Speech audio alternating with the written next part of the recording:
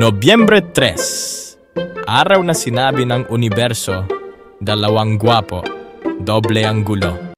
Unang-una, si Paula Morin, ipinanganak noong 1900 sa Celaya, Mexico. Aktor, modelo, at proud na gay trailblazer na dapat may sariling membership card ang mga Biloy niya. O hindi, sa tingin ko ay ANDA, Asociación Nacional de Actores.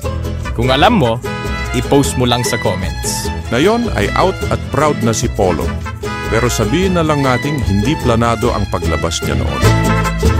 May ilang, sabihin na nating, malalantad na litrato na lumabas online. Di ko alam eksakto kung ano ang laman. Pero alang-alang sa journalism, sineryoso ko ang paghahanap ng ebidensya. Para sa research, syempre. Habang mukhanis na ang mga litrato ni Polo, akala ko nakakita ako ng leak pics ni Bruce Rowland. Ipinanganak sa Belgium, lumaki sa Pilipinas. Gen Z heartthrob na may baby face at marunong ng 2 wika. Yun pala, legit na fashion shoot lang pala para sa Pinoy brand na Bench. Pero noong mga panahong yon, wala akong silbi sa kanila.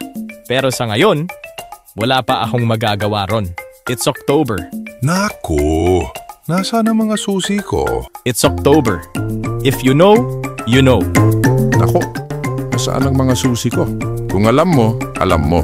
Kaya sino ang birthday twin crush mo sa Nobyembre 3? Ang Latin lover na may receipts o ang Euro-Pinoy model student?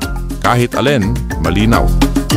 Opisyal ng Twinks Giving ang Nobyembre 3. Bumoto sa ibaba at sabihin kung kanino mo gustong isuot ang birthday suit mo.